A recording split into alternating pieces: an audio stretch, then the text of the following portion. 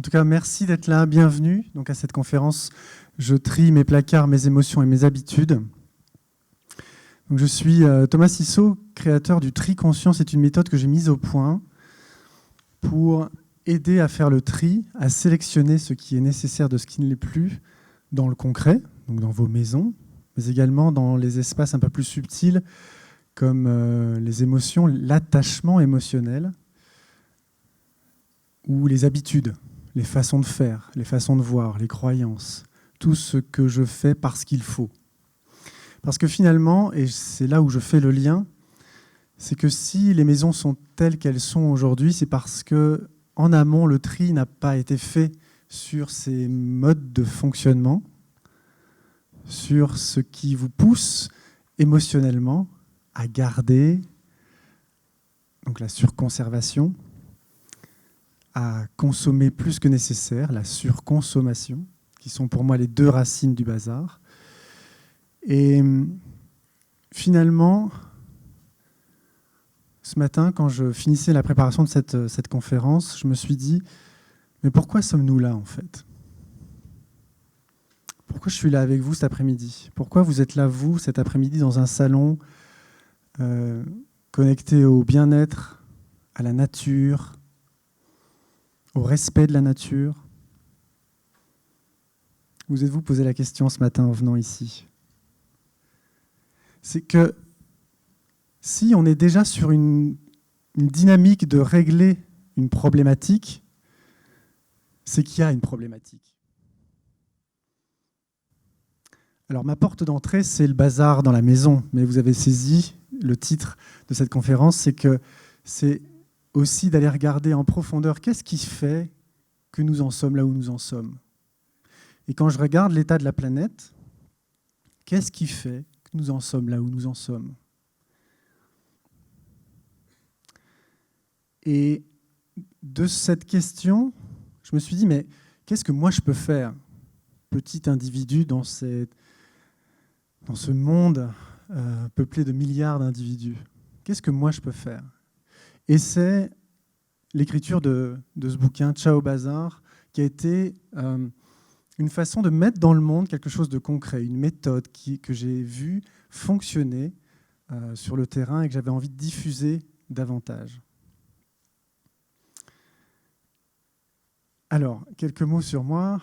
En fait, j'ai créé cette méthode pour aider les gens, et ça fait un peu plus de 20 ans maintenant que je travaille. Quel que soit le métier que j'ai fait, j'étais toujours dans cet axe de la maïeutique, c'est-à-dire d'aider les gens à s'accoucher d'eux-mêmes. C'est l'art de la maïeutique, c'est aider à accoucher de soi-même. Donc, quel que soit le métier que j'ai fait, c'était d'aller chercher ce que vous savez, sauf que vous avez oublié que vous le saviez. Et avec cette méthode, j'aide justement chacun à connecter ses choix, à faire ses choix et faire ses deuils. Parce que je me suis rendu compte très vite que ce point d'accroche entre ses choix et ses deuils, c'est cette fameuse instant de la naissance, la mort, le début, la fin, et que nous avons de la difficulté à lâcher le passé et nous avons de la difficulté à acter dans le présent pour un futur aligné avec qui vous êtes. Donc, j'ai toujours été cette personne qui va détecter ce qui est bon, mais surtout ce qui est bon pour vous, mais surtout de comment vous pouvez le vivre pleinement dans votre quotidien. Et c'est là où j'en suis arrivé à cette méthode du tri conscient que j'ai créée il y a un peu plus de 4 ans maintenant, pour participer à ce que votre actualité soit alignée avec qui vous êtes, votre instant présent soit au plus proche de qui vous êtes. Alors, question. Qui a déjà trié ? Juste que je me rende compte. Alors, on parle bien de trier. Trier, c'est sélectionner ce qui est nécessaire de ce qui ne l'est plus. Donc, c'est-à-dire à un moment de faire un choix. Okay, donc, qui a déjà trié, que je vois ? Okay, qui a déjà rangé ? Alors, il y a un peu plus de monde qui range. Le rangement, je fais une différence entre le tri et le rangement. c'est que le rangement va organiser ce que vous avez gardé. Et si vous faites un rangement sans avoir fait un tri en amont, c'est comme si vous faisiez une vaisselle dans une eau sale. C'est qu'à un moment, ça ne fonctionne pas. Ok, donc les gens qui avaient levé la main, laissez-la juste que je vois. Voilà, juste voir comment ça marche avec la troisième question. C'est qui est content? Content dans le sens contentement de son tri. Est-ce que ça fonctionne dans le temps? Oui, quand même. Donc du coup, j'ai une autre question. Qu'est-ce que vous faites là cet après-midi? Est-ce qu'on peut optimiser, aller toujours vers le mieux? Oui, bien sûr. En fait, quand je parle de bazar, pour moi, le bazar, c'est une déconnexion entre soi et l'extérieur. C'est cet endroit qui n'est plus aligné avec soi-même. Soit dans le trop, et là on a tous cette image, on est entre nous, hein, qui a la penderie dont les portes ne se ferment plus? Oui, ça parle à certaines et à certains. Soit dans le pas assez, c'est-à-dire qu'à un moment, il y a un manque. Je me souviens d'une cliente que j'ai accompagnée qui avait encore ses cartons après son déménagement, 2 ans après, elle ne s'était toujours pas installée. Donc il y avait un manque, un pas assez. Ce que j'appelle un pas assez, c'est qu'il y a un moment, c'est je ne suis pas complètement là où je suis. Ça parle à quelqu'un? Le pas assez? D'accord. Ou alors l'inertie, plus rien ne bouge. Et c'est à l'encontre du vivant. Comme disait Léonard de Vinci, le mouvement, c'est la vie.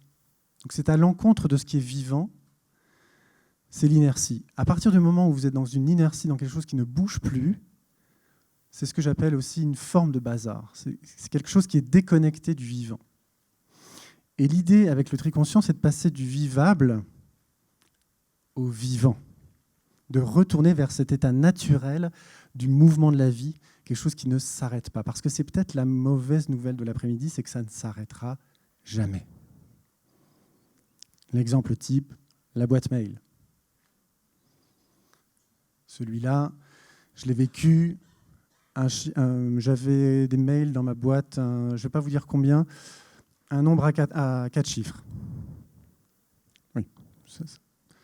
J'ai vu quelqu'un, la conférence il y a 15 jours, un nombre à 6 chiffres. Je n'avais jamais vu ça. Donc ça existe. Mais c'est OK, ça existe.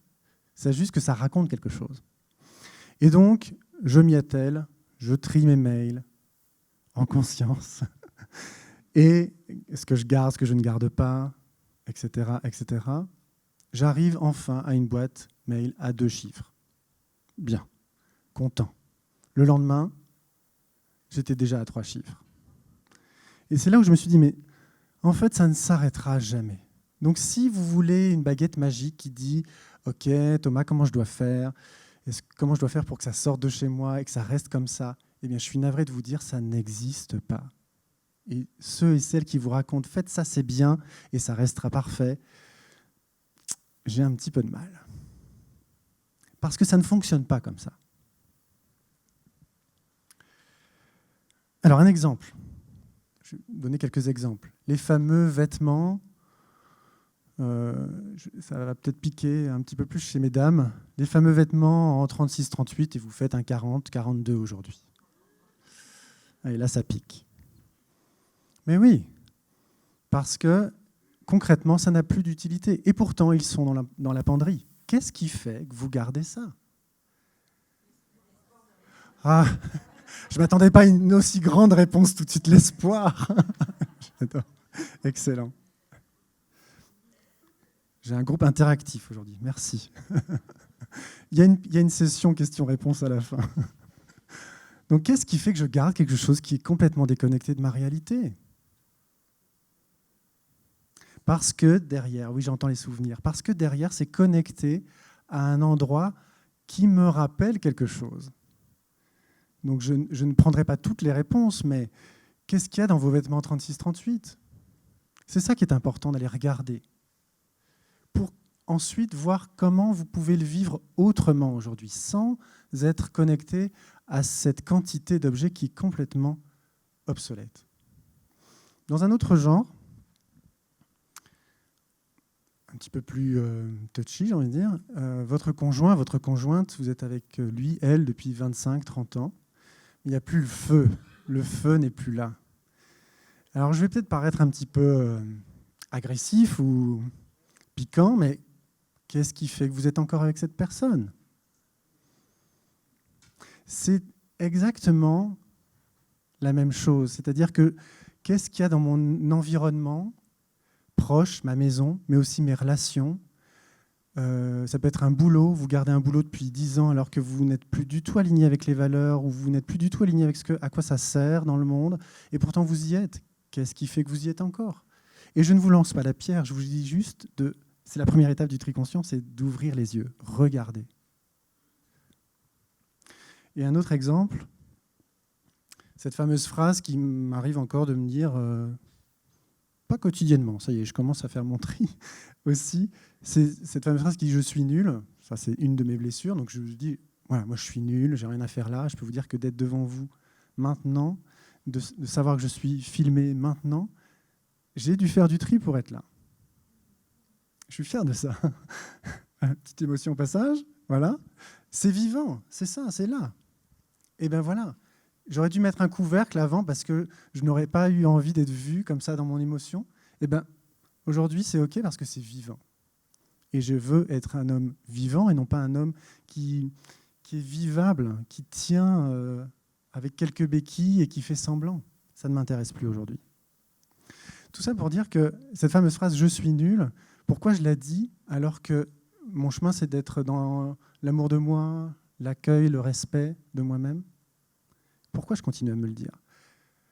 Il ne s'agit pas de vous faire un procès, il s'agit de saisir en fait comment ça fonctionne pour que vous puissiez être libéré, allégé, aligné. Parce que quand je rencontre mes clients, ils me disent « qu'est-ce que vous voulez ?» C'est trouver de l'espace, de la lumière, ça va vous permettre quoi? De m'alléger. C'est souvent ça qu'on me dit, de m'alléger.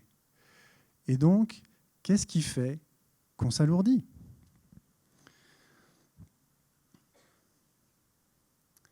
Et la question que j'aime beaucoup poser, c'est qu'est-ce que vous gardez vraiment? Je reprends les vêtements, ça avait l'air de parler.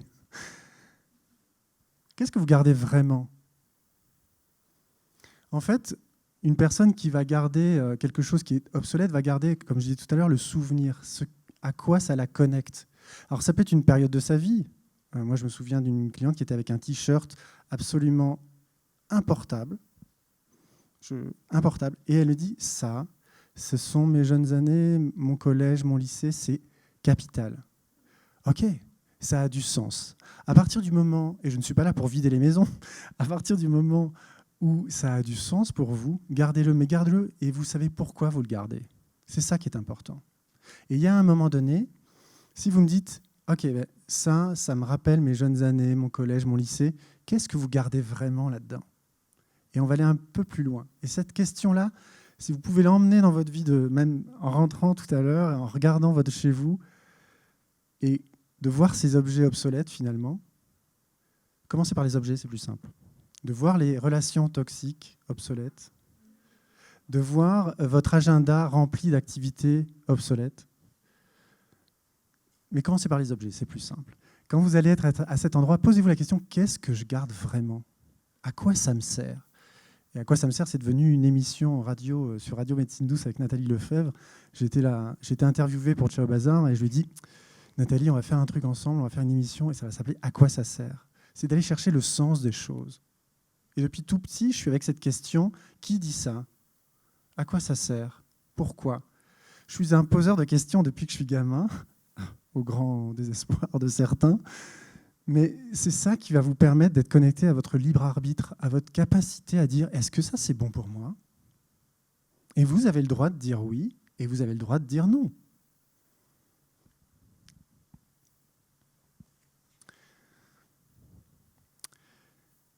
Alors, pourquoi c'est si difficile de passer à autre chose? Comme je le disais tout à l'heure, c'est parce que c'est encore garni de quelque chose. Ça a encore du goût. Et je reviens sur la personne qui va garder ses 36-38 alors qu'elle fait un 40-42. Je suis un ancien styliste aussi, c'est pour ça que je parle de fringues et voilà, ça fait partie de mon chemin. J'ai fait plein de métiers différents, donc c'est pour ça que je suis sensible aux vêtements. Il n'empêche que, pourquoi je garde ça? Parce que ça a encore du goût, je disais. C'est ce que j'appelle le gain, le bénéfice. Alors d'autres gens vont appeler ça le bénéfice secondaire, mais c'est un bénéfice, ça sert à quelque chose. Maintenant, c'est comment je peux vivre ça d'une façon alignée, adéquate, et j'ai envie de dire cohérente avec ici et maintenant. Donc, quel est le gain? Posez-vous la question quand vous regardez quelque chose qui est obsolète, vous avez ouvert les yeux, vous vous rendez compte qu'il y a encore du goût. À quoi ça vous sert? Quel goût ça a? Qu'est-ce que vous nourrissez à cet endroit? C'est ce que nous allons voir juste après, ces fameux besoins essentiels. Parce que pourquoi on consomme, pourquoi on surconsomme, pourquoi on surconserve, pourquoi on se remplit de l'extérieur vers l'intérieur? Parce qu'ici, il y a quelques trous, il y a quelques manques, il y a quelque chose en intérieur qui ne sont pas comblés. Et du coup, je vais aller chercher la réponse à l'extérieur. Mais vous le savez comme moi que la réponse est à l'intérieur.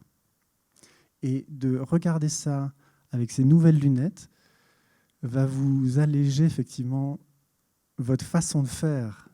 Donc là, on est vraiment dans les habitudes. Va vous alléger dans votre façon de capter le monde. Et ça, là, on est dans les émotions. Et va vous alléger concrètement dans vos placards, dans vos maisons, dans vos garages, dans vos greniers, dans vos coffres de voitures. Voilà. Je ne vais pas tous les faire, mais visualisez votre chez vous et vos espaces concrets, vous allez voir, il y a un petit peu de travail. Ou pas. Après, je ne suis pas venu chez vous. Donc, Oui, c'est ça, ça me pollue et pourtant je garde. Ça, c'est une phrase qui permet de détecter si vous êtes dans un surplus ou pas, si vous êtes dans quelque chose de déconnecté ou pas. Ça me pollue, je le sais, et pourtant je le garde. Et là, c'est intéressant, c'est qu'est-ce qui fait que vous gardez ça? Donc il va s'agir de dissocier. Et là, on est vraiment dans le tri, c'est-à-dire qu'on va séparer. On va dissocier le message du messager. Alors vous imaginez, si depuis que vous habitez dans la maison où vous habitez, vous aviez gardé tous les facteurs qui avaient apporté votre courrier. On m'a dit super, en plus ils sont mignons, ok, on part pas là-dessus. C'est juste imaginez de garder le messager quand vous avez reçu un message. Le nombre de gens qu'il y aurait dans votre salon. C'est la même chose. C'est la même chose. C'est comment vous pouvez dissocier ce à quoi ça vous raconte, qu'est-ce que ça vous raconte, à quoi ça a du goût, pourquoi c'est là pour vous, et en même temps par quoi c'est porté. Et je suis quasiment certain, on va vérifier tout de suite, qui a un exemple très concret dans sa maison qui fait que vous pouvez me dire ça n'a rien à faire chez moi, mais je sais ce qu'il y a dedans et pourtant je le garde. Juste que je vois. Est-ce que vous avez un exemple concret pour vous? Une, deux. OK. Oui, ça y est. Oui, super. Donc en fait, c'est ça, c'est ce messager qui va contenir quelque chose qui a encore du goût pour vous, mais que vous savez que ça n'a plus rien à faire chez vous, ça. C'est complètement déconnecté de qui vous êtes. Et vous entendez, je suis sur qui vous êtes, et non pas ce que vous devez montrer à, comment vous devez être pour, c'est qui vous êtes pour vous-même. Alors une fois que c'est fait, vous allez vérifier. Parce que souvent, quand on regarde un objet qui contient encore du goût, qui a encore de la saveur, qui sert encore à quelque chose, eh bien, on va se dire, bah, tiens, finalement, je n'ai plus besoin du contenant. Et là, l'objet va sortir tout en ayant gardé le souvenir, comment je vais dire, quand c'est un cadeau, souvent, c'est l'attention, l'amour aussi, l'affection. Donc, comment je peux garder? Vous avez déjà des cadeaux qui ne vous servent à rien et que vous gardez quand même? Ça, c'est quelque chose? Ah oui, là, il y a un peu plus de mains, oui. Ça parle à tout le monde. Ah ben non, je ne vais pas lui faire ça, je ne vais quand même pas m'en défaire. Mais si, défaites-en vous. En revanche, ne jetez pas l'amour et l'affection qu'il y a dedans. Vous voyez, c'est qu'entre le contenant et le contenu, il y a une différence. observez bien ce que vous gardez. Et donc là, c'est ça, c'est de vérifier l'utilité du contenant vis-à-vis du contenu. Alors non, j'ai déjà des clients qui m'ont dit, eh bien, maintenant que c'est clair, maintenant que je vois à quoi ça me sert, déjà l'objet est moins obsolète, et même s'il me chiffonne un peu, je sais pourquoi je le garde. Ok, c'est une étape. Quand ce sera le temps de se dire, est-ce que j'ai encore besoin de mes photos pour me souvenir de mon voyage de noces? Non, les photos peuvent sortir. Oh ben non, quand même, les photos, ça ne se jette pas, etc. J'entends que c'est aussi un sujet qui pique. Les photos, les livres, les livres. En même temps, j'en ai écrit, hein. Enfin bon, soit. Mais je le dis à la fin du livre, faites-le circuler. Tout ça pour dire que, effectivement, c'est de bien vérifier si vous avez encore besoin du contenant pour vivre le contenu. Et si ça répond oui, j'en ai encore besoin, gardez-le pour le moment. Mais oui, pour le moment, parce que la vie, c'est un perpétuel mouvement, je l'ai dit en début de conférence, ça ne s'arrêtera jamais. Donc vous pouvez y revenir en disant, OK, maintenant, là, le meuble de Tantalis là, qui me prend une place folle, que je trouve absolument immonde, est-ce que j'ai encore besoin de le garder? Non. OK, il sort. Et c'est pour ça que, vous verrez dans le Ciao Bazar, j'appelle ça « ça sort ou ça reste ». J'ai dit ça sort, j'ai pas dit ça jette, ça se jette, hein. J'ai dit ça sort. Clairement, vous avez un espace de vie personnel, ça sort ou ça reste. C'est la définition à laquelle vous devez trouver la réponse. Quand vous avez décidé ça sort, vérifiez si ça s'accroche encore un petit peu. Parce que le meuble de Tantalis, il a beau être absolument immonde, il vous prend absolument une place de dingue. Vous avez décidé, avec mes outils dans mon accompagnement, que effectivement ça va sortir. Et là, ça fait « Ah non, je ne peux pas ». C'est ce que j'appelle l'attachement émotionnel. C'est qu'il y a quelque chose qui vous accroche encore. Okay ? Donc ça demande de faire un deuil. Alors quand je parle de faire des deuils, tout le monde... très vite, quand on parle de faire le deuil, on est connecté à une personne, un être aimé, un être cher. Mais finalement, l'attachement émotionnel, ce n'est pas qu'avec les gens, c'est également avec ce qui nous entoure, ce qu'on a projeté dedans. Notre réussite sociale, notre affection, je parlais des cadeaux tout à l'heure. Donc il y a des attachements, et après cet après-midi, peut-être que vous allez regarder ce qui vous entoure d'une façon différente. Il y a beaucoup de choses qui nous attachent et qui nous emprisonnent. Ce qui veut dire que faire le deuil, c'est oser dire ce qui a été nécessaire ne l'est plus. C'est un fait. Ce qui a été nécessaire, à un moment donné, ne l'est plus. Ça ne veut pas dire que quand vous allez lâcher le fameux meuble de la Tantalis, vous allez vous déconnecter de la Tantalis. C'est complètement différent. Vous avez vu tout à l'heure, contenant-contenu. J'ai récupéré l'amour, l'affection, le lien que j'ai avec Tantalis, mais je n'ai plus besoin de son meuble. Donc je fais le deuil du contenant, mais pas du contenu. Et là, j'ai un petit frisson. Sentez la différence. Parce que moi, les méthodes où on est parti sur du « je jette »,« si j'en ai pas utilisé depuis 6 mois, ça sort ». Non, parce que si vous n'avez pas utilisé quelque chose que vous rencontrez et vous n'avez pas utilisé depuis 10 ans même, si c'est exactement connecté à qui vous êtes aujourd'hui, ça reste. Qu'est-ce que ça vous fait, ça? Est-ce que ça fait « ah, c'est un petit peu plus doux ».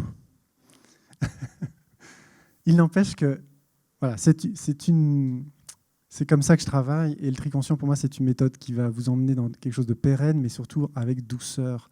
Soyez doux et douce avec vous-même, parce que c'est un chemin, justement, pour vous découvrir. C'est ce que j'appelle le bazar bavard. Ça va vous permettre de voir ce qui est nécessaire, de ce qui ne l'est plus. Ça va vous permettre de voir qui vous êtes ici et maintenant. Et il y a aussi un deuil à faire à cet endroit-là, c'est oser déplaire. Oui, mais qu'est-ce qu'elle va dire, la Tantalis, si je ne garde pas son meuble? Oser déplaire. Et vous pouvez très bien, moi je me souviens d'une cliente qui l'a fait en disant, écoute, qui a été authentique et claire avec la personne qui lui a offert quelque chose, enfin, je ne vais pas rentrer dans les détails, et à un moment, elle lui a dit, je m'en suis débarrassée, de ton cadeau, mais j'ai surtout gardé ce qu'il y avait dedans, c'est tout ton amour pour moi. Et ben, je peux vous garantir que l'autre en face, elle est heureuse. Et tout le monde est content. Oui, et se rappeler la permanence de l'impermanence. C'est ce que je vous disais tout à l'heure, ça ne s'arrêtera jamais. Ça, c'est Héraclite qui dit rien ne change sauf le changement.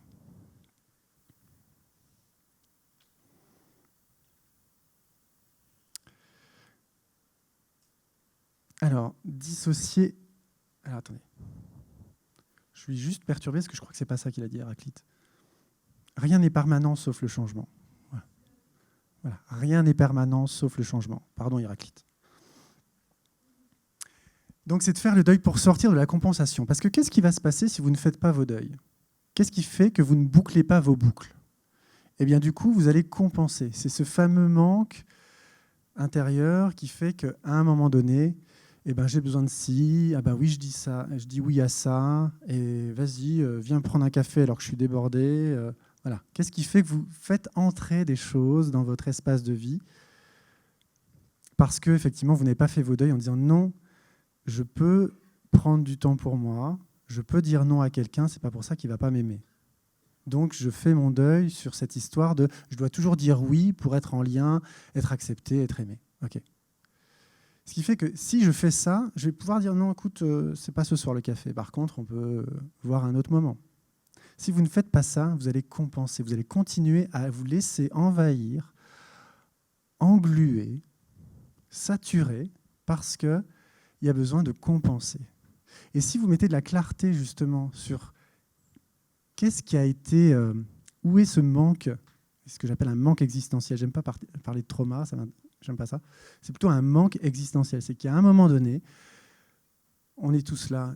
Petite parenthèse, pour moi, nous sommes tous là pour grandir, évoluer. On s'est tous incarnés pour que notre esprit, notre âme s'élève, guérisse, avance dans la vie. Vous n'avez jamais vu une plante arrêter de pousser. C'est pareil pour nous. Nous sommes des espèces vivantes qui poussons, qui grandissons. Et nous sommes là pour ça. Donc si à un moment donné, ça va s'arrêter, c'est parce qu'il y a un moment donné, vous n'avez pas eu ce que vous veniez chercher. Il y a eu un manque, on va en parler juste après, un manque existentiel qui fait que j'ai un trou, j'ai un vide, vite, je le remplis. Ce qui fait que si vous permettez d'arrêter, de compenser, vous allez vous permettre aussi de regarder c'est quoi le vide, c'est quoi là où c'est vide, c'est quoi là où il y avait besoin et il n'y a pas eu.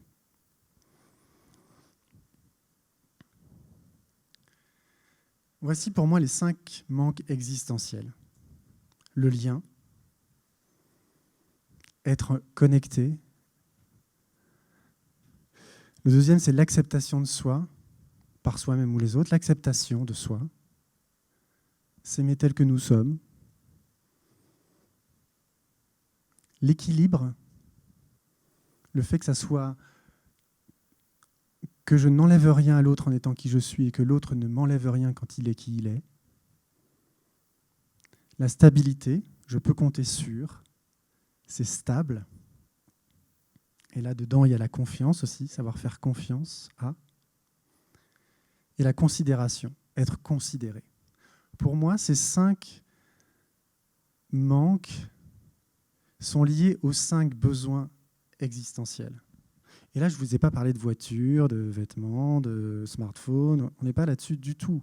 C'est parce que justement, il y a des manques à cet endroit-là qui fait que je me projette à l'extérieur continuellement. Que ce soit dans le concret, que ce soit dans les relations, que ce soit dans mon agenda, dans mon espace-temps. Qui fait que c'est connecté à ces 5 besoins essentiels que j'ai détectés depuis toutes ces années. C'est d'être... Donc, si j'ai un manque de lien, c'est parce que j'ai un besoin d'appartenance qui a été finalement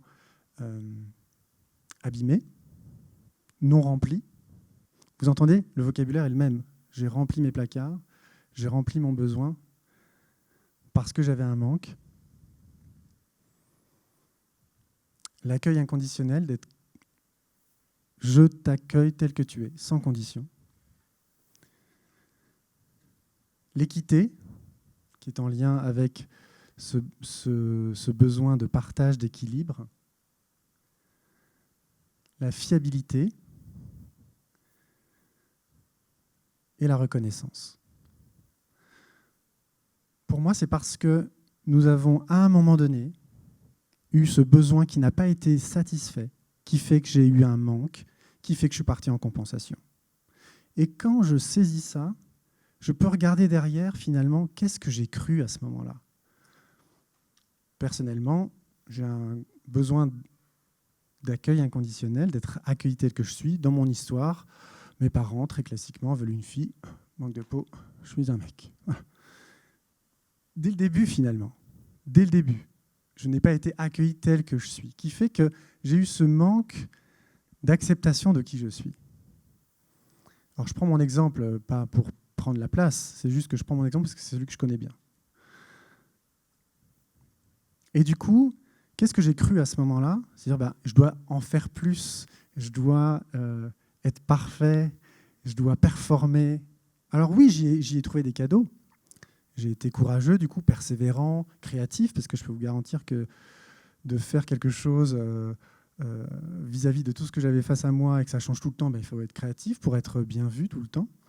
Donc oui, j'y ai trouvé des cadeaux. Et là, vous entendez le lien avec pourquoi j'ai continué à faire ça, parce que j'ai des cadeaux. Parce qu'effectivement, ça me permet d'être en lien, ça me permet d'être connu. Sauf qu'à un moment donné, j'ai saturé. C'était trop d'être à l'extérieur plutôt qu'à l'intérieur. Donc voilà un exemple qui vous permet aussi de connecter que comment ça fonctionne.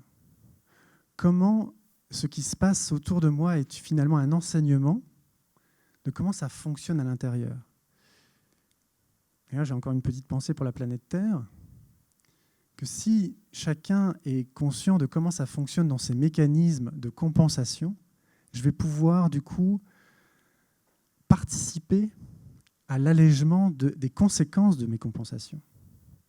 Et quand vous regardez la maison, c'est juste une image, alors juste, c'est pas pour la minimiser, mais c'est une image qui permet d'avoir une possibilité d'avoir une action. C'est-à-dire que je ne pourrais pas nettoyer le 6e ou le 7e continent qui flotte actuellement sur nos océans. Je ne peux pas le faire tout seul. En revanche, je peux concrètement faire quelque chose au quotidien sur comment je consomme, comment je suis en interaction avec le monde qui m'entoure pour ne pas entrer dans la compensation, mais dans la conscience de ce dont j'ai besoin.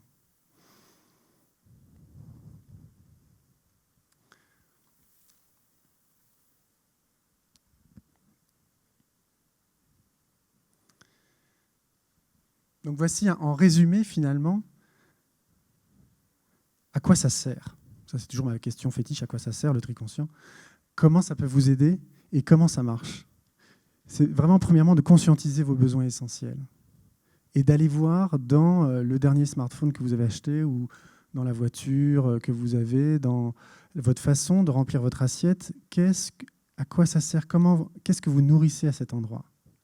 Donc c'est de conscientiser vos besoins essentiels, tout en mettant de la clarté sur les manques que vous compensez, parce que nous allons toujours compenser.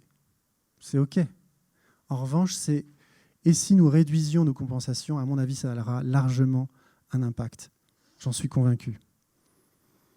Ensuite, c'est de déprogrammer ces croyances. Cette fameuse croyance qui dit pour être aimé, il faut que je dise oui à tout le monde. Non, stop. Transmuter ses peurs. Alors, transmuter, c'est un mot un petit peu puissant. J'aime beaucoup ce mot parce que dans la différence entre transformer et transmuter, c'est que dans le résultat que vous avez après une transmutation, il n'y a plus aucun constituant d'où ça vient, contrairement à la transformation.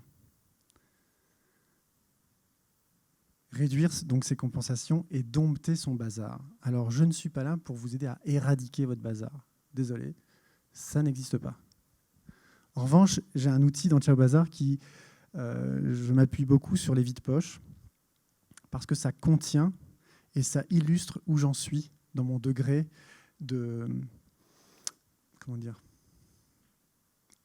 de mise à l'extérieur de moi-même. J'ai envie de dire, c'est là où je vois que je ne suis plus complètement centré. Donc, je ne parle pas d'éradiquer le bazar, mais je parle de dompter un bazar. Parce que ça fait partie de la vie. Et je pense que c'est peut-être le premier tri à faire, c'est d'être conscient que ça ne s'arrêtera jamais.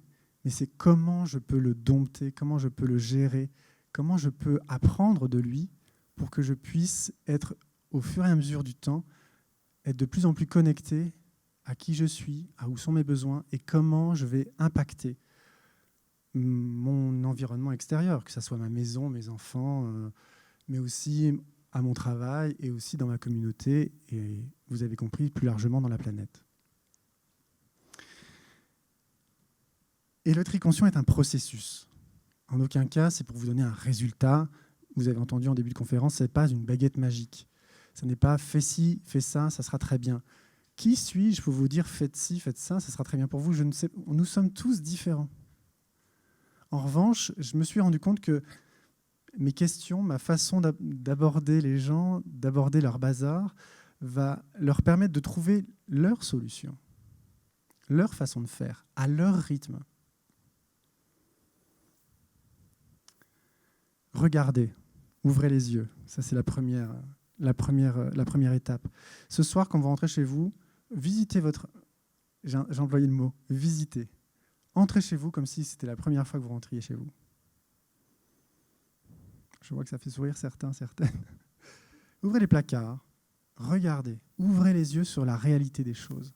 Parce que ça va vous permettre d'accepter. La deuxième étape, c'est de dire c'est ainsi. Vous ne pourrez rien faire tant que vous n'aurez pas accepté que vous y êtes pour quelque chose. C'est la troisième étape, assumer. Vous y êtes pour quelque chose.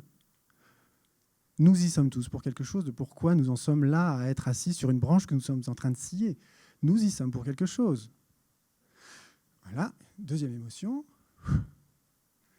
Ça me prend vraiment partout parce que, vous imaginez, nous sommes dans un train et on est en train de faire tout ce qu'il faut pour qu'il déraille. Et on est tranquillement assis dans notre train. Ça me prend vraiment partout. Je me dis non d'une pipe. Bref, allez.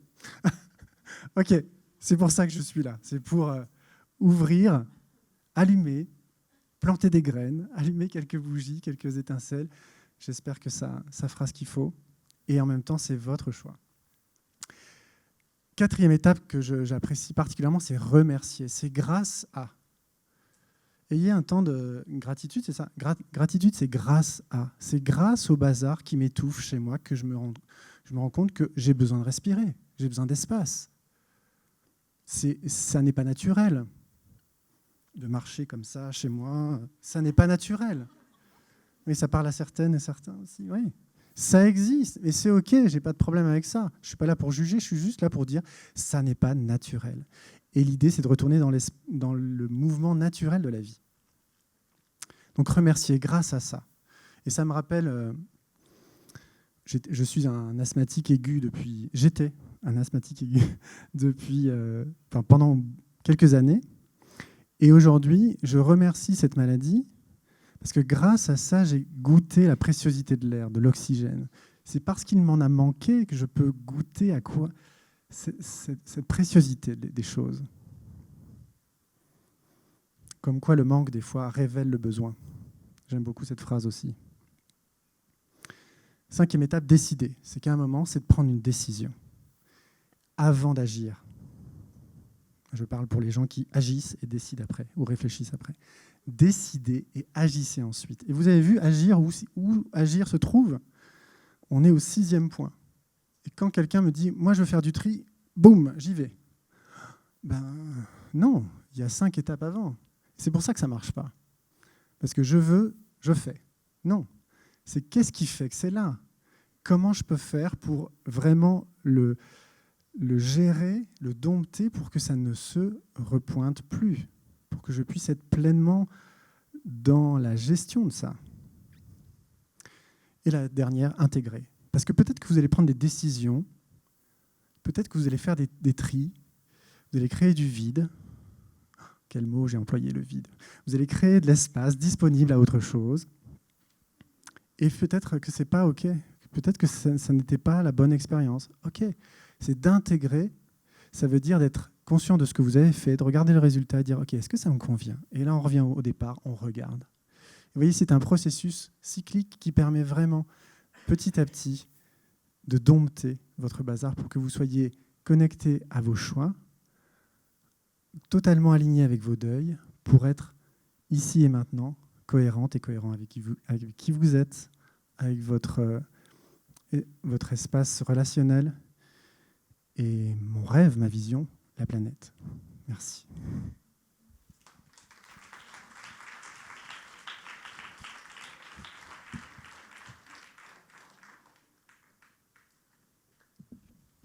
Alors, magnifique. Il nous reste du temps. Alors, je vais vous inviter à poser vos questions. Ça va? Tout le monde va bien? J'ai perdu personne? Non. Parce qu'effectivement, peut-être qu'avec cette conférence, vous vous dites, bon, comment je vais faire pour trier ma penderie ce soir? Oh, voilà. Il y a quelques éléments, mais peut-être que vous attendiez à autre chose. Et je vous ai dit, ce n'est pas une baguette magique. Le tri conscient, c'est un processus. Donc, je vais vous inviter à me poser des questions et non pas me partager votre témoignage. Je fais la différence entre une question... Vous voyez, je fais du tri tout de suite. La différence entre une question et un témoignage, c'est qu'une question, c'est ouverte, ça apporte, ça demande quelque chose. Je vois une main là-bas. Alors qu'un témoignage, c'est un partage. Bienvenue après. Bienvenue à ça, mais pas tout de suite. Pour l'instant, allons-y dans les questions. C'est bien, ça va me faire bouger un petit peu. Madame. Je vous en prie. D'abord, excusez-nous parce que comme je travaillais, on arrivait un petit peu en retard. Donc peut-être que je vais me répéter, dire quelque chose que vous avez peut-être dit. Allons-y. Alors, j'ai lu le livre de Marie Kondo, La magie du rangement. Oui. Bon, c'est très intéressant, mais bon, j'ai du mal à retenir tout. Mais il y a une phrase que j'ai retenue, et elle dit il faut garder uniquement les objets qui nous donnent de la joie. Qu'est-ce que vous en pensez, vous? Parce que moi, j'ai lu le livre l'année dernière et j'ai l'impression que chez moi, c'est toujours difficile. Et en plus, j'ai un petit espace. Donc, un petit espace encombré, c'est très difficile, quoi. Merci. Merci. Évidemment, quand on garde des choses qui vibrent quelque chose qui ne rendent pas joyeux, forcément, c'est compliqué. Quelque part, je la rejoins, de garder ce qui nous rend joyeux. En revanche, pour moi, de ma fenêtre, c'est incomplet parce que ça ne raconte pas pourquoi c'est encore chez vous. Et si vous n'allez pas saisir les racines de pourquoi c'est là, alors que ça vibre quelque chose de pas terrible, il est possible, même en l'ayant fait sortir de chez vous, que vous fassiez entrer de nouveau quelque chose qui va avoir le même goût. Et c'est là où je fais une différence, peut-être avec sa méthode, c'est de saisir d'où ça vient. Qu'est-ce qui fait que je garde ça? Quelle est l'histoire de ce que j'ai chez moi? Qu'est-ce que je garde vraiment dedans? Et pourquoi je le garde encore? Et c'est ça qui m'intéresse, c'est d'aller regarder pourquoi vous gardez ça encore. Parce que derrière, il y a un besoin existentiel, il y a un besoin essentiel, pardon. Il y a quelque chose qui va nourrir une partie de vous. Sinon, ça ne serait même pas chez vous. Et donc, ce qui m'intéresse, c'est qu'est-ce que ça nourrit? Quel est le besoin existentiel? Est-ce que c'est l'appartenance parce que ça vous permet d'être en lien avec votre famille? Est-ce que c'est le fait d'être reconnu parce que c'est, je sais pas, ça a été un objet qui vous a été offert parce que vous avez été la meilleure vendeuse dans votre boîte? Je ne sais pas. Qu'est-ce que ça nourrit encore? Voilà. Et c'est pour ça que, à mon sens, oui, bien sûr, si quelque chose ne vous rend pas joyeux, vous le gardez, forcément, ça va vibrer un truc pas cool chez vous. Ça, c'est clair. Mais à mon sens, ça ne suffit pas parce que juste après, vous allez encore faire entrer des choses. Et c'est peut-être pour ça que l'effet yo-yo dont elle parle existe. C'est que de ma fenêtre, c'est gérer le passif, ce qui est déjà là, mais aussi gérer l'actif. C'est comment vous allez faire entrer de nouveau les choses. Vous avez entendu au début de conférence par rapport à la boîte mail. Ça continuera de toute façon à entrer chez vous. C'est plutôt comment ou pas, exactement. C'est plutôt comment je vais filtrer ça. Et cette capacité à filtrer ce qui entre de nouveau chez vous, ça va être parce que vous êtes conscient de où sont vos besoins. Moi, quand mon père va voir cette vidéo, voilà, c'est une petite joke avec mon père, c'est qu'il m'amène toujours plein de choses quand il me visite. Tiens, j'ai pensé à toi. Ça parle à quelqu'un, ça? J'ai pensé à toi? Oh. Tiens, j'ai pensé à toi. Ben, c'est gentil, merci, mais ça, j'en veux pas. Aujourd'hui, je sais le faire. Avant, je ne savais pas le faire. Alors, je ne lui dis pas comme ça, hein, mais avant, je ne savais pas le faire parce que je voyais de l'amour dedans. Alors, ben oui, je prends. J'avais même pas vu ce qu'il était en train de me donner. Vous voyez? Donc, je crois que c'est capital. À un moment donné, c'est de savoir pourquoi qu'est-ce que vous nourrissez avec ce qui vous entoure. J'ai répondu à votre question? Compliqué, mais en tout cas, ça m'ouvre une autre fenêtre. Magnifique. Voilà. Merci. Super. Une autre question, messieurs, dames? Oui? Un petit peu de sport, c'est pas plus mal. Merci. Où êtes-vous? Ah, ici. Et merci pour votre question. Bonjour. Bonjour. Donc moi, c'est juste, j'adhère complètement, il n'y a pas de souci. Mais est-ce que vous pouvez parler plus proche qu'on vous entende bien? Donc j'adhère complètement, c'est très bien. Mais comment on fait quand on ne vit pas tout seul? Et quand on ne vit pas tout seul, oui. Quand on ne vit pas tout seul, comment faire adhérer? Ah, j'adore cette question. Comment on fait? Excusez-moi, du coup, je ne vous ai pas laissé finir votre question.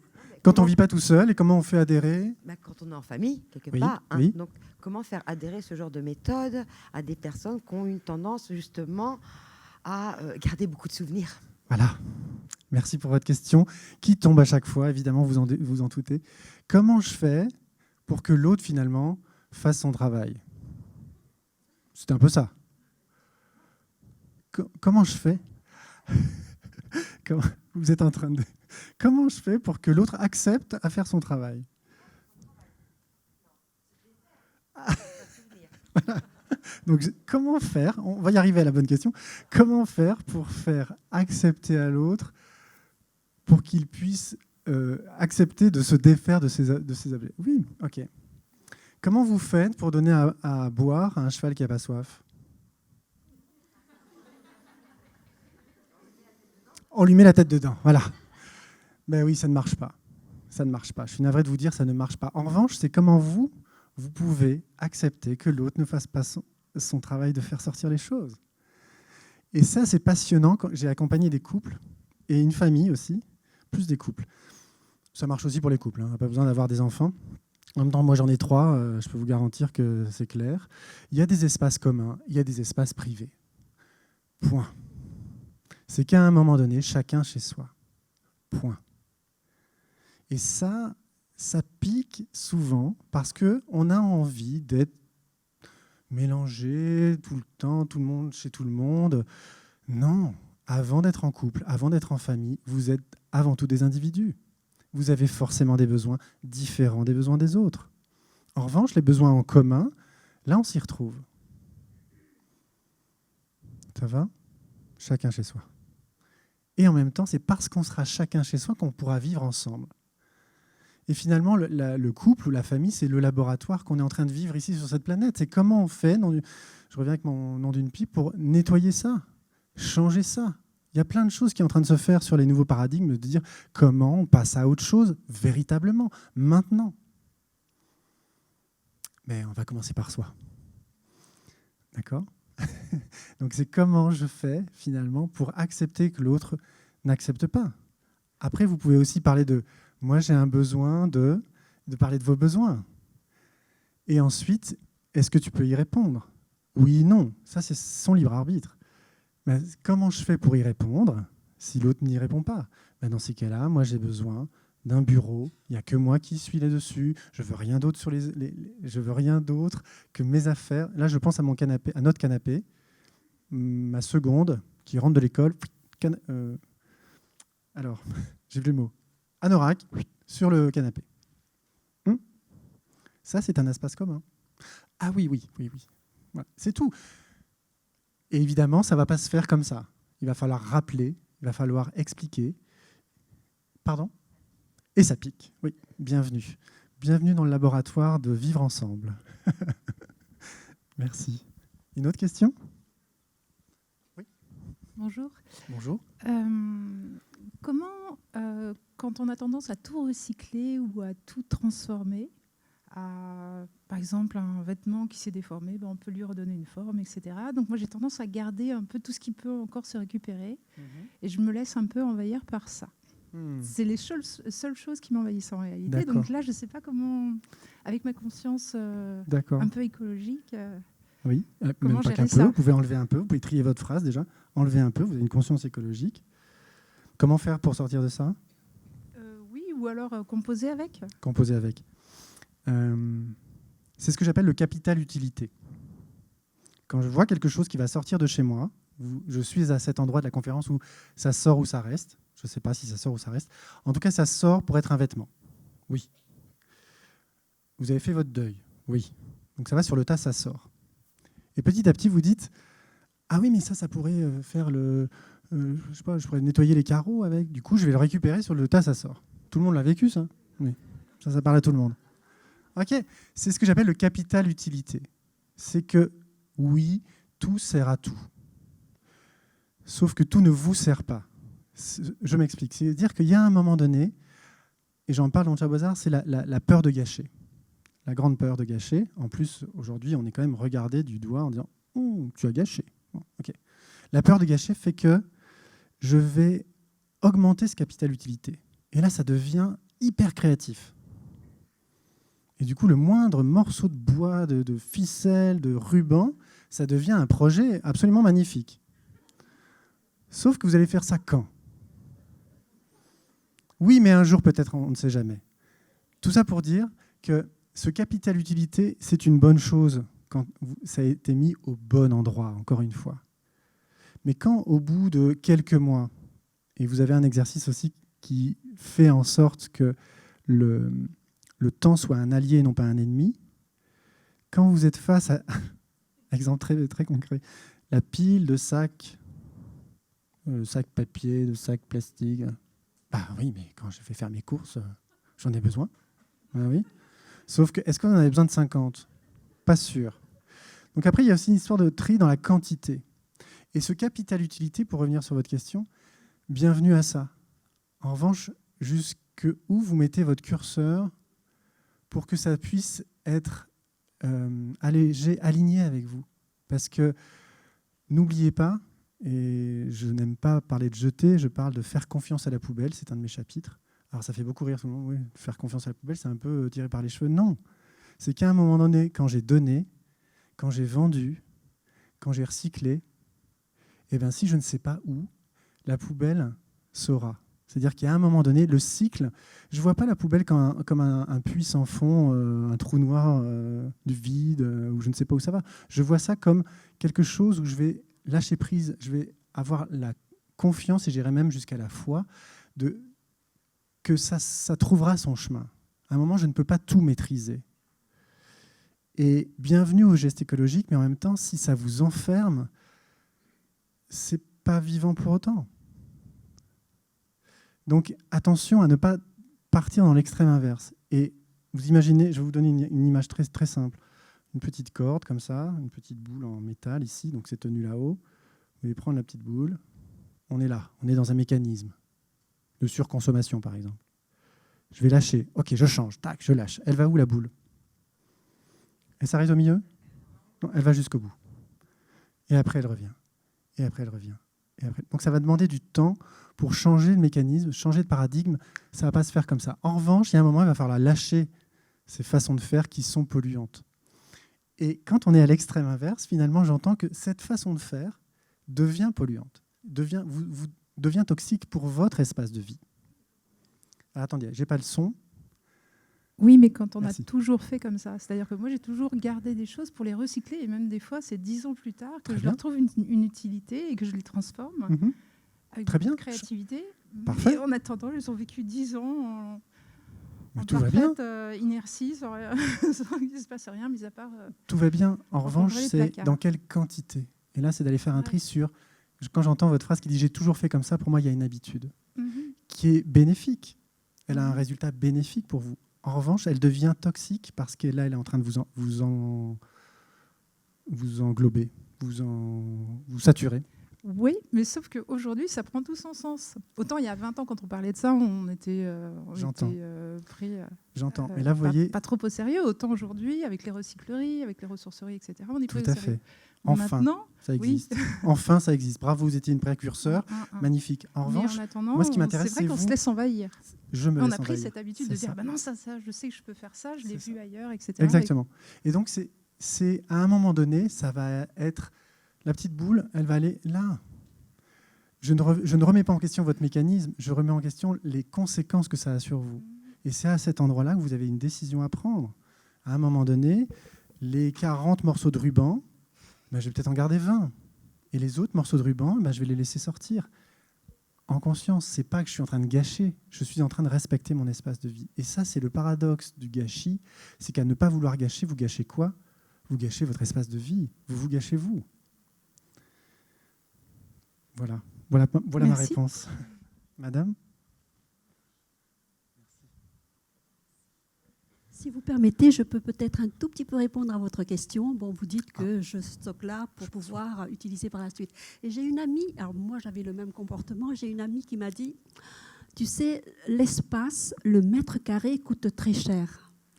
Ça veut dire que, cet amas de ruban que vous allez mettre et qui va prendre 1 mètre carré, par exemple, ou 1 mètre cube, il coûte cher parce que vous payez un loyer, vous payez le chauffage, etc. Donc, le fait de jeter ça, et puis le jour où tu en auras besoin, me dit-elle, tu vas acheter. Le jour où on aura besoin d'un bout de ruban, 10 ans après, on ira acheter. Vous voyez ce que je veux dire ? Pendant 10 ans, ça ne vous aura pas encombré. Et puis, cet espace, vous l'utiliserez pour autre chose. Pour la détente, pour mettre une machine, pour un trampoline, pour faire du sport. Voilà. Merci, madame. Est-ce qu'il y a une autre question ? Il n'y a plus de questions ? En général, petite peur de dire, allez, je me lance pas, je me lance pas. Je me lance. Magnifique. Merci à vous. Moi, ce qui me turlupine un peu, c'est qu'on est dans une démarche de vider, de faire de la place, mais il faut quand même reconnaître que si on fait de la place, c'est pour re-remplir par quelque chose. En fait, c'est un cycle infernal. Ou pas. Je vous laisse poser votre question. En fait, ma question est de savoir s'il faut arrêter le cycle ou si finalement l'acte de libérer l'espace n'est pas seulement là pour remplir avec quelque chose de nouveau. Merci. Je vous ai dit tout à l'heure, ça ne s'arrêtera jamais. C'est juste de dire comment je surfe sur la vague. Est-ce que j'ai envie de prendre le bouillon ou est-ce que j'ai envie d'être sur ma planche ? Quelle est ma planche ? Après, on a parlé de Marie Kondo, il y a d'autres méthodes, mais cette histoire de... Je reviens sur ma petite boule. On a consommé. Maintenant, stop, on arrête tout. On arrête tout. On jette tout. Pour moi, c'est juste la face... C'est l'autre face de la même pièce. Moi, ce qui m'intéresse, c'est ici. C'est de quoi j'ai besoin. Et à cet endroit-là, vous n'aurez plus besoin d'être dans l'excès ou dans le rien du tout. Ce qui fait que, et votre phrase disait, est-ce qu'il faut arrêter ? Il ne faut rien. C'est est-ce que ça me convient ? Est-ce que c'est aligné avec qui je suis, ce que je veux ? Et comment je fais pour être droit dans mes chaussures, finalement ? Parce qu'il s'agit de ça. Et personne n'a le droit de dire jette ci ou jette ça, ou garde ci ou garde ça. Personne n'a le droit de dire ça. Il n'y a que vous qui savez ce qui est bon pour vous. Et je pense que si on revient justement à l'intérieur, dire de quoi j'ai besoin véritablement, et vous avez entendu les 5 besoins essentiels, comment je peux être en lien avec les miens sans forcément surconsommer, garder plein de choses. Donc c'est vraiment dans l'essentiel de qu'est-ce qui a du sens pour moi. Et à mon sens, à cet endroit-là, je vais sortir de ce balancier. Parce que oui, si vous faites sortir, il y aura d'autres choses qui vont rentrer. Et j'en parle, un autre exercice dans le Ciao Bazar, c'est qu'à un moment donné, j'ai dit à une cliente, votre boîte, là, on l'a traitée, ça y est, elle contient ce qui est nécessaire, ce qui est réellement utile pour vous, parce que je fais une différence entre l'utilité et la réelle utilité. Et je vais vous demander de mettre un ballon de baudruche gonflé pour remplir le vide, pour que visuellement, vous voyez concrètement que le vide est plein. Parce que il faut que je vous raconte un peu plus. C'est que son besoin, c'était l'espace. Elle avait besoin d'espace. Okay ? Donc concrètement, je lui ai fait visualiser l'espace qu'elle avait créé. Ce qui fait que quand elle a ouvert sa boîte, elle voulait mettre un papier en plus. Ah, c'est plein. Donc quand on parle de vide, pour moi le vide n'existe pas, c'est un espace disponible à ce dont j'ai besoin véritablement. Et si vous avez besoin d'espace, comme mon canapé tout à l'heure, il n'y a pas un manteau dessus, parce que c'est un espace plein d'une disponibilité H24 dans mon salon. Mais je ne suis pas en train de faire ça pour pouvoir m'asseoir, parce qu'il est plein de toutes les opportunités de comment je vais l'utiliser. Donc, pour répondre à votre question, oui, à un moment donné, ça va se remplir. À un moment donné, ça va se remplir, mais de quoi ? Et si vous voulez le remplir d'espace, vous ne le remplissez pas de vide, vous le remplissez de ce qui a du sens pour vous. Merci pour votre question. Merci.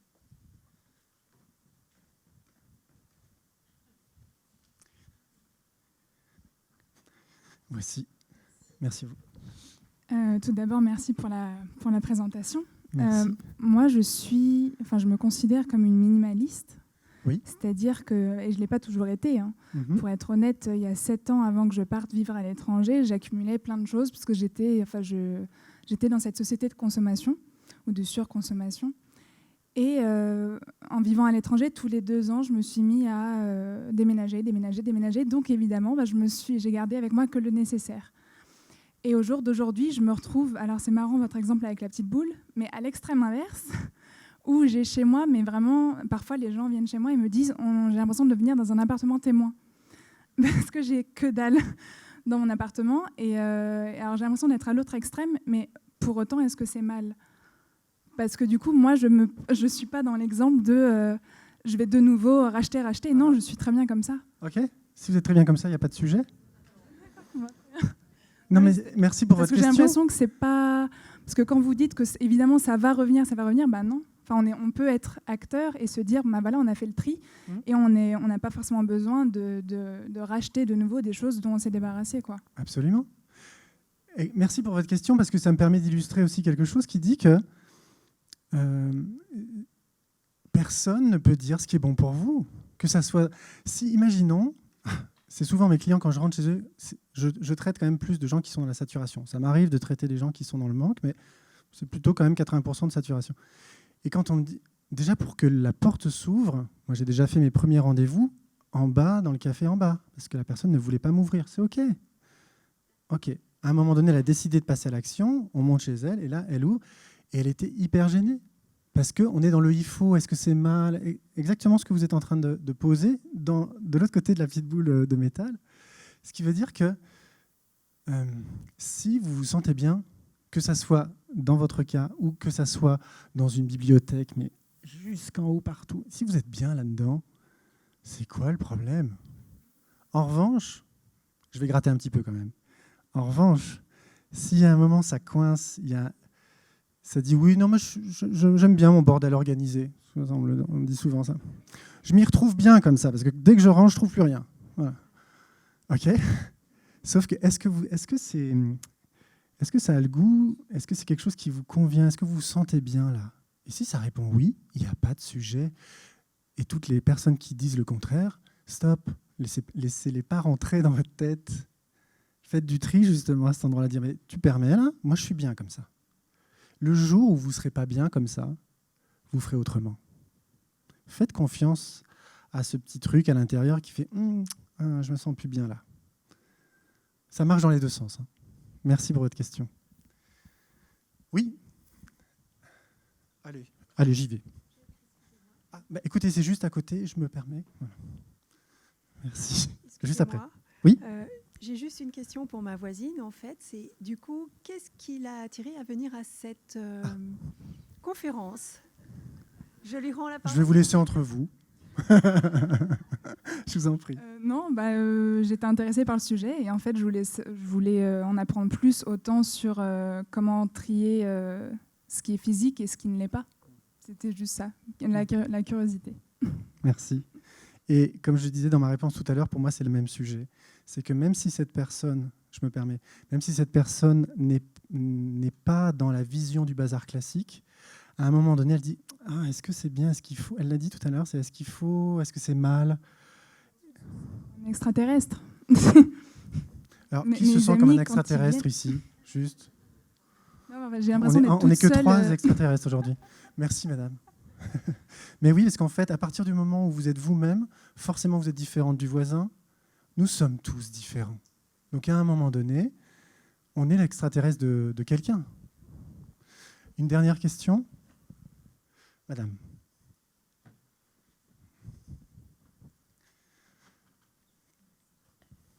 Oh, je vais rester avec vous, tiens. On est ensemble, là, on est bien là. Oui, moi, je voulais savoir, quand on est arrivé au décider avant d'agir, Un peu plus près du micro. quand on a décidé, quand on est arrivé à décider de vider, effectivement, ce qui me dérange, c'est que j'ai beaucoup de choses à vider chez moi et savoir qu'est-ce qu'on en fait pour ne pas les jeter. Ah. Parce que je trouve très dommage qu'il y a plein de gens qui manquent de choses et quand on propose de les donner, ils n'en veulent pas. C'est intéressant. Et des choses qui sont utiles, je dirais. Donc, c'est Oui. bien ce qui me dérange. J'entends bien. Merci pour votre question. Ça parle à quelqu'un, ça? Oui, un grand oui.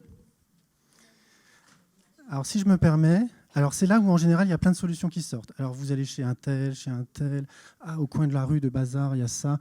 Vous allez avoir plein de réponses. Moi, ma réponse, c'est pas de vous dire où vous allez pouvoir déposer tout ça.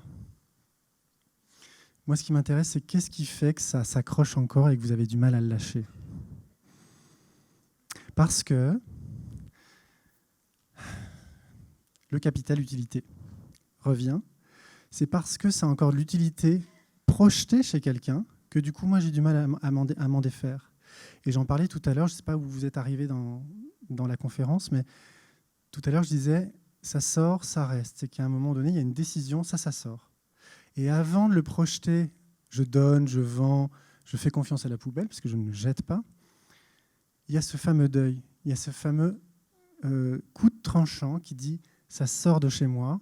Et si je ne peux pas faire ça, c'est parce que je suis encore accroché à ce que je projette dessus.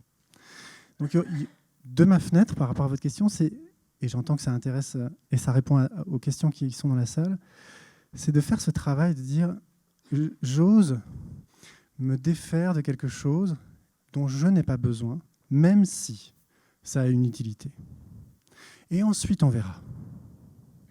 Ensuite, vous aurez le temps de voir où est-ce que ça va derrière ce mur qui a tranché, qui dit ça sort de chez moi. Ça, c'est la première étape. Et ensuite, c'est de se dire, est-ce que je le donne?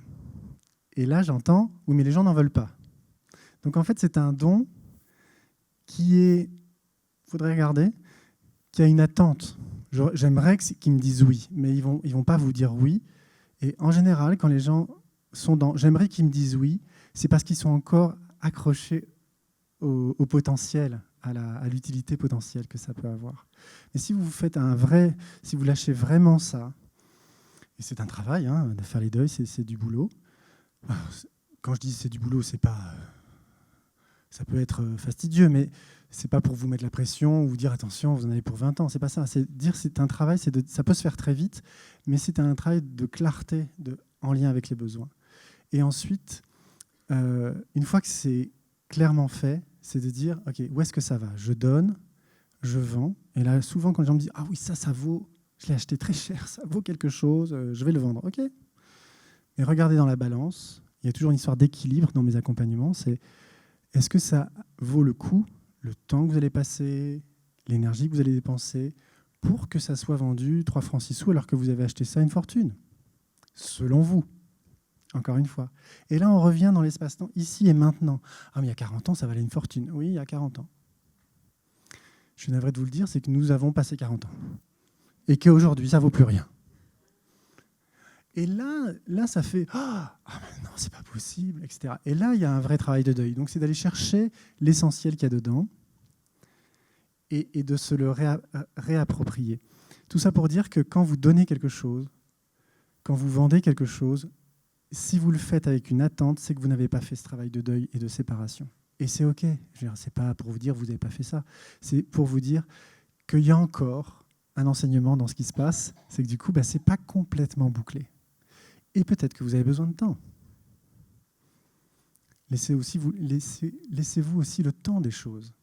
Je veux dire, petite anecdote, devant chez moi, j'ai des narcisses que j'ai coupés.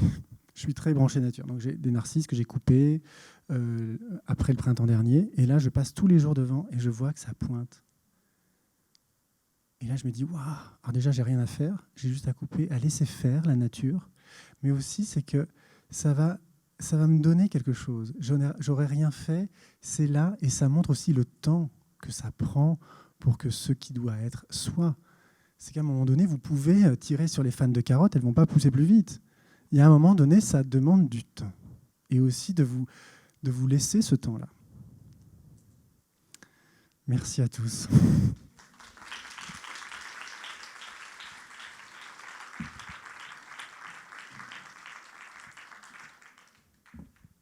Merci à tous. Vraiment, je suis vraiment honoré de cet après-midi avec vous. Ça m'a fait très plaisir de vous transmettre ce Triconscient avec vous cet après-midi. Vous avez le triconscient.fr pour toutes les infos, la suite de mes activités. Voilà, je donne des stages, tout ça. Vous verrez ça sur le site. Facebook et Instagram, si vous avez envie de suivre aussi les infos via les réseaux. Et je suis au stand A24, juste au-dessus, pour dédicacer Ciao Bazar. Voilà, bonne fin d'après-midi.